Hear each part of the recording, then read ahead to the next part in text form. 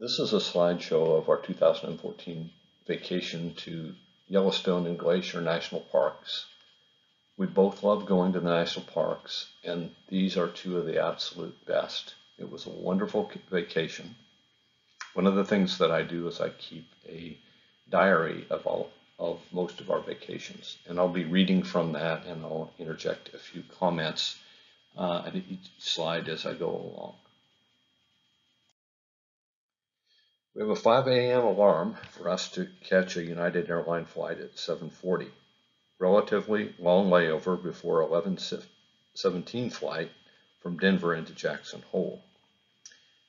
Have a detailed, ambitious itinerary that may be modified to keep us healthy, safe, and enjoying our trip back to nature and the mountain cool. Arrived Jackson Hole just before 1 p.m. Rental car finally secured at 2:15 p.m. Though I'd saved a deli in my GPS, the address was not right.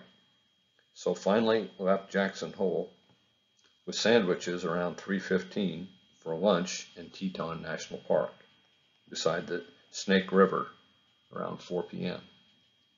This is a picture taken where we had our lunch there beside the Snake River. Though I'd planned a short hike, I'm anxious to get there after a 20-minute construction delay. So we forego the hike in Teton National Park. So we saw and photographed a coyote beside the road near the south entrance of Yellowstone.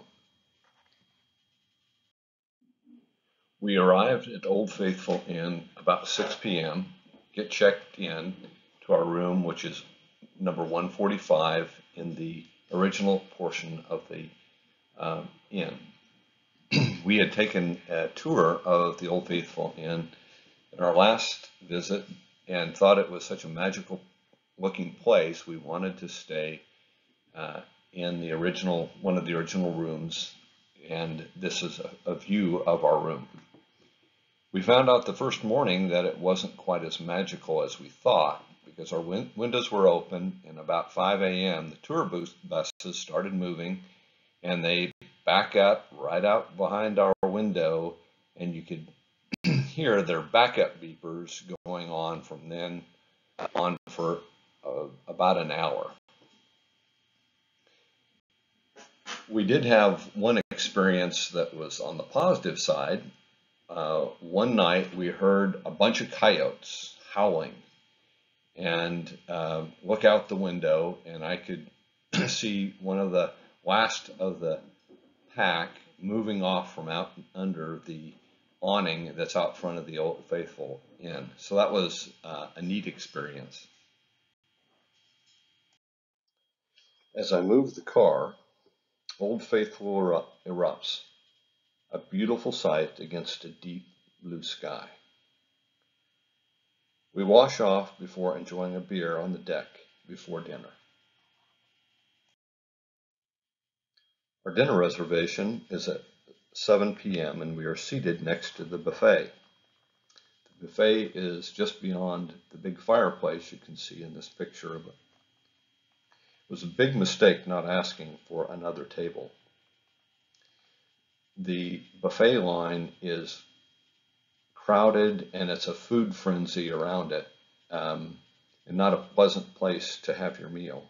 But we did have a good meal, and we are both very tired and then go to bed around 10 p.m. tonight.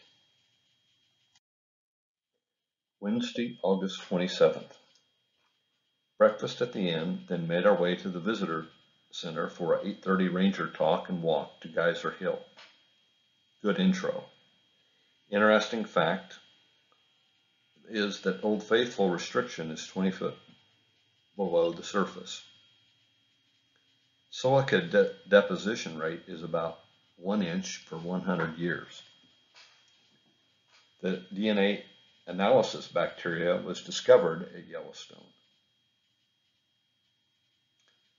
The bacteria cause different colors, and they change by temperature at which they thrive. So blue is at 192 degrees, and then at the coldest end is brown at 95 to 120 degrees.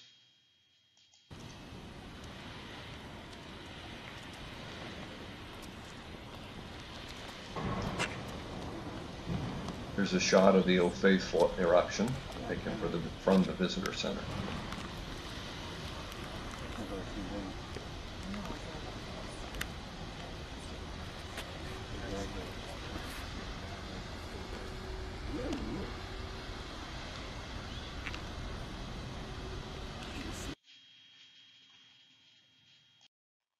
After we get lunch at the deli, we head out to the Lone Star Geyser, a 2.5-mile level walk in. Other walkers tell us we missed, though one young man was not so sure, saying the eruption is at least 20 minutes, and what they saw was less than 5 minutes in duration. After lunch, we hang around a while and are rewarded by a 20-minute eruption, 30 to 40 foot high, and more impressive, so close, than Old Faithful. Here you'll see the eruption. I'm thinking that guy was right and she was wrong. And it's erupting. Holy cow! Yoo-hoo!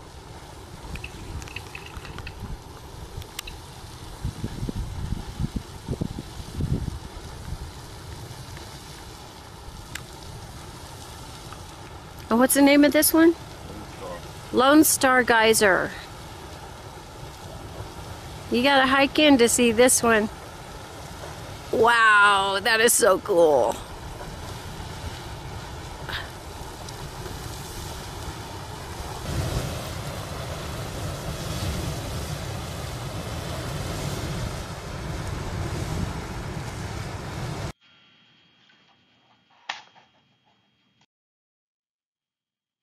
We decided to do some sketching on this trip, and we did a little bit on the way back. In fact, this was the spot we chose, but I was in particular self-conscious with hikers peering over our shoulders. On the way back to the car, Sharon discovers she's missing her camera, so we hiked a little over a mile back to the sketching spot, and we discovered that the camera wasn't there. So we went back to the car and we found the card and the camera in the side pocket in her backpack. We did about 10 miles today and we were both tired. Back to the inn about 4 p.m. for hot baths before dinner, early reservation tonight, nice table near the window, and much better meal, steak for me and trout for Sharon. I listened to a ranger program on wolverines. We're both in bed by 8:30. I took this picture of wolverines in later in the vacation when we were in Glacier. Thought I'd stick it in here. Thursday, August 28th. Alarm at 5:30. After getting scones, coffee, and sandwiches, we are on the road to Lamar Valley at 6:15. Foggy and cool, 34 degrees. Highlight of the drive is a red fox with a small animal in its mouth. We turn around to get a picture before the fox disappears into a deep ditch. We arrive at the Lamar Valley around 7:45.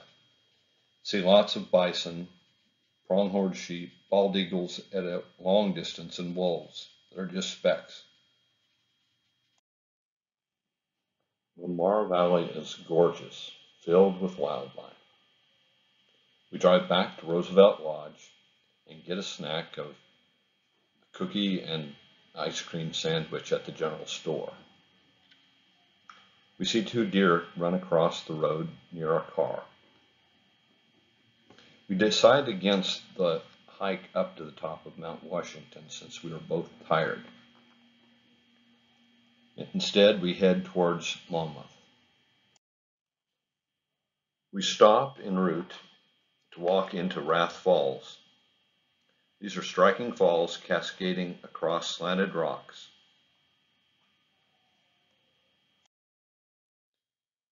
We walk up most of the terraces at Monmouth, surprisingly warm 72 degrees today. We do the loop drive and Firehole Canyon drive on the way back, arriving around 3 p.m. The room was not ready, so we have a beer on the deck as I write in my diary. 8th of August.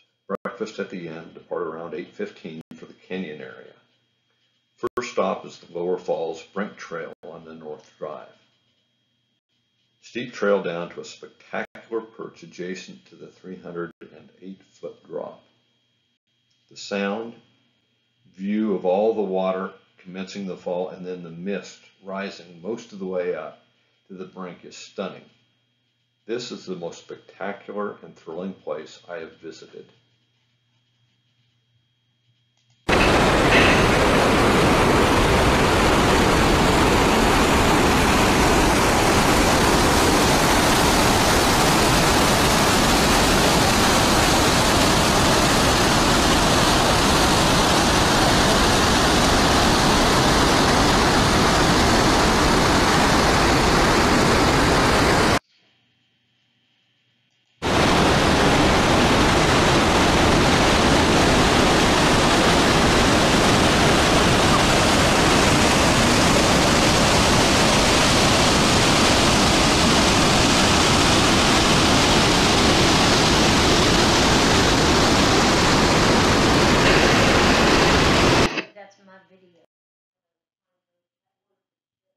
The colors of the canyon walls are all shades of yellow, brown, and gold. Hard climb out.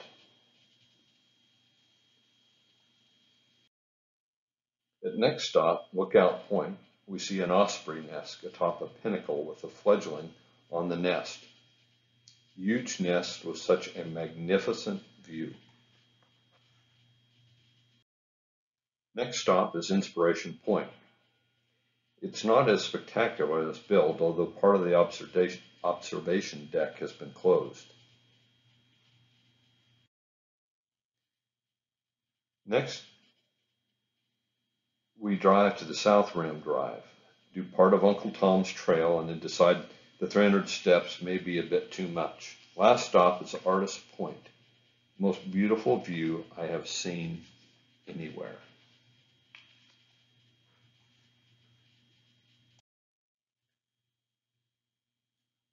We head back and stop for a late lunch at Sheepeater Clefts. We walk through artist paint pots and take video and pics.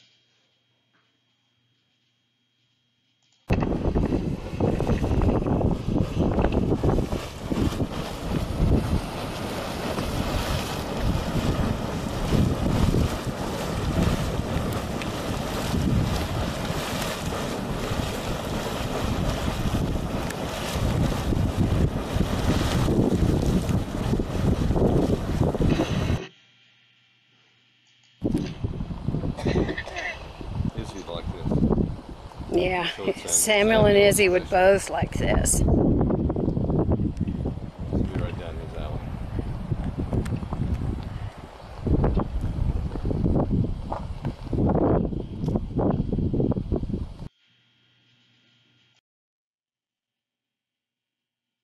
We pick up a few supplies and gas up near Old Faithful, arrive back about 5 p.m.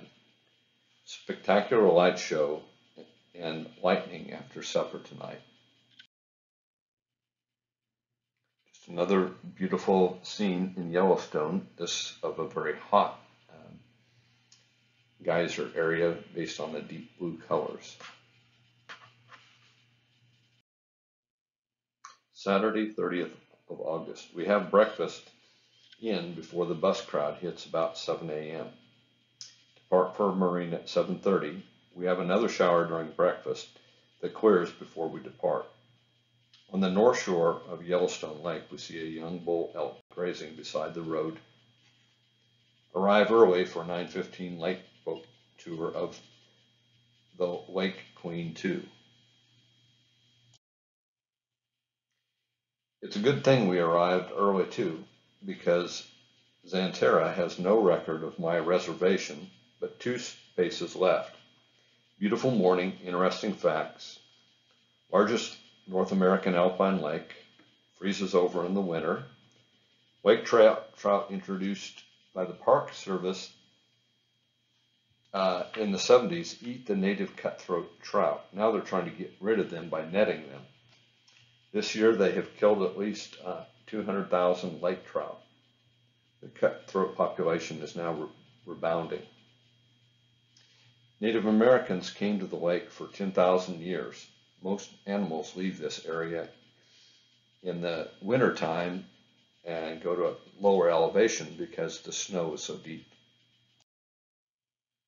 After we drive to Elephant Back Mountain Trail, a 3.5-mile, 200-foot elevation hike we did last visit. Forecast is for thunderstorms with possible hail, but it looks like we can get this hike in. Near the top, about 2/10 of a mile away, we hear thunder and start back. Almost immediately it begins to rain, then hail. The lightning is loud, close, and close. 4 younger hikers tell us that another group told them they saw a bear on the trail. So it's a tense hike down, cold and wet, but my main concern is lightning or a tree falling in the wind. We need to be careful because the trail is flooding in some places, dammed by the hail. Strangely, this is a good experience afterwards. We're exhilarated to have another adventure. We drive to Lake Yellowstone Inn for a delicious lunch. We drive to Hayden Valley in the rain, then back to the inn.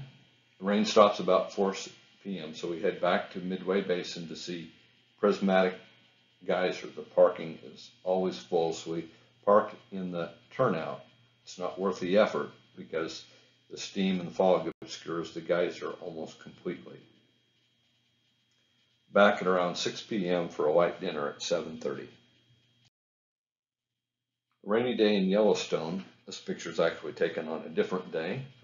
We spend part of the day at the Old Faithful Visitor Center Museum, then to the Norris Geyser Basin,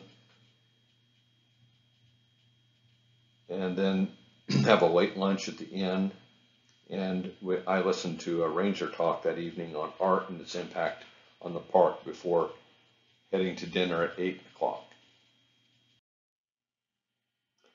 Up at 6:30, have breakfast, check out, and on the road by 8 o'clock. Beautiful drive through Montana. Stop at a bowling alley bar restaurant called Sunset on 69 that has free Wi-Fi. We both think this must have been the best hamburger we have ever tasted. We arrive at Mini Glacier's Lodge around 5 and check in at room 460. After freshening up, we go down to dinner and have a 45-minute wait. We sit with 3 ladies and a man and have a wonderful, funny conversation. In bed early for 6:30 wake up, though we are awake in the night, conversing about our big hike to Grinnell Glacier tomorrow. Tuesday, September 2nd. We have an 8:30 Ranger Bob led Grinnell Glacier walk. We have breakfast at 6:40, then pick up a ticket around 8 for boats to the far side of Josephine Lake. Our object is shown on this slide, and that's Grinnell Glacier, pointed out by the arrow. We cross 2 lakes with about 2/10 of a mile walk in between. The hike is 8.5 miles and 1,600 vertical feet of climb. A big wow day. We thought we'd go as far as we could, but both doubt we'll be able to do the entire walk today. Grizzly bears are active in several reports of grizzly sow and cub above and below us with pics, but we did not see them. We did see lots of game, including bighorn sheep and mountain goats. Incredible views and interesting talks. 2 or 3 groups turned back at lunch. About a half mile from Glacier, we decided not to push on to the glacier. We were both tired and we're worried about injuring ourselves hurrying down to catch the boat. Okay, we're about halfway down Grinnell Mountain, which is right there. You can see Grinnell Glacier. It's up where we were further. You might just see it a little bit off to the left.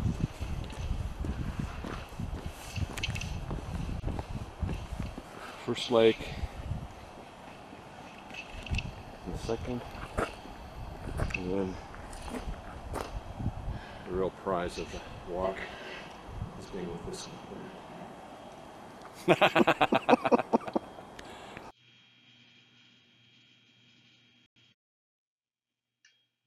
This is about as far as we got, and we decided to head down.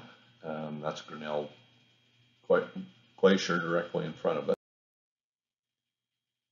There you can see the blooming liatris in the foreground, and bighorn sheep, I believe, if not elk, in the background. Mountain goats. We arrived back about 5 p.m. and we're really pumped.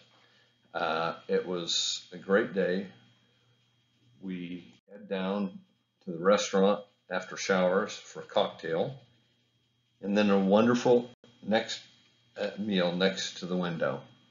This was a red letter day. Wednesday, September 3rd.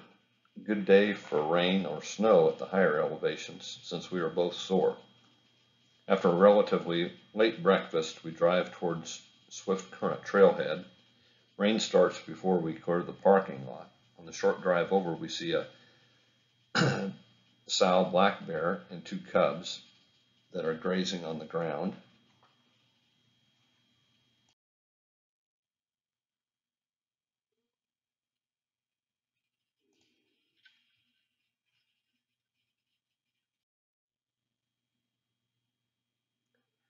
Back to the lodge to access email and to read. At 4 p.m. I take the lodge tour with Ranger Tim, and then listen to him again at 8 p.m. for a ranger talk about biodiversity. One interesting fact, the 55-foot lobby columns were constructed of Douglas fir trees from the Pacific Northwest. These trees are 400 to 800 years old. Get up this morning at 6:15 and on the road to East Glacier Lodge at 7:10. This is a picture of East Glacier Lodge taken from across the road. Construction delays us about 15 minutes en route, so it's a bit hectic and worried about whether or not we're going to arrive in time. Here we are out in front of our touring bus. The tour we took was called the Big Sky Circle. And we were with the guide Mike. There were 500 of these 1937 and 1938 touring buses that were originally ordered, and 35 of them have been restored by Ford Motor Company in 1999 at $250,000 per bus, and each required 2 years for the restoration. This is some Indian art that we stopped and took a picture of along the way, early in the tour. And this is just a picture of the river at another one of our stops along the way. You can see the granite bottom in the river there.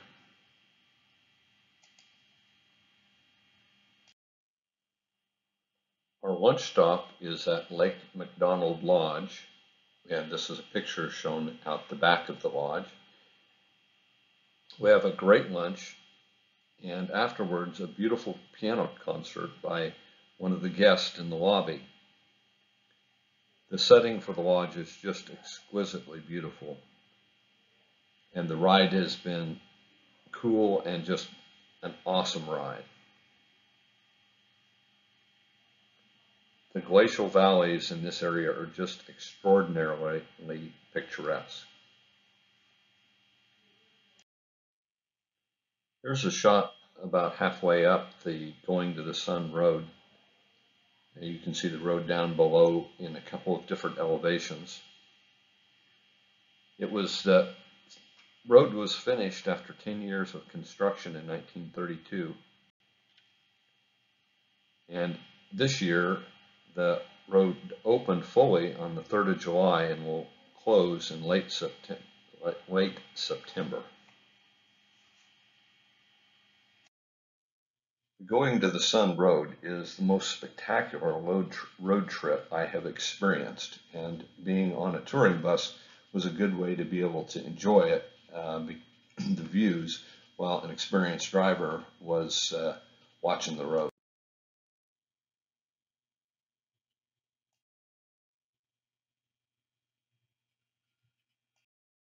Some cattle on the road on our way back to Many Glaciers, and we're back at the end at 6:30 p.m.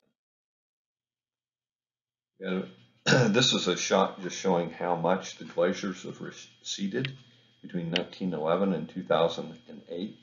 You can see they're almost continuous at the top in 1911, and Grinnell Glacier has almost disappeared from the photo in 2008. By the time my grandson is able to vote, it's estimated that all of the glaciers in Glacier National Park will have disappeared. We have a wonderful final evening meal in Glacier, set next to the window with a spectacular view and setting and a beautiful sunset. That's the view out the window. 2014 was a really tough year for us, and we needed this vacation, and it was just an outstanding one for us.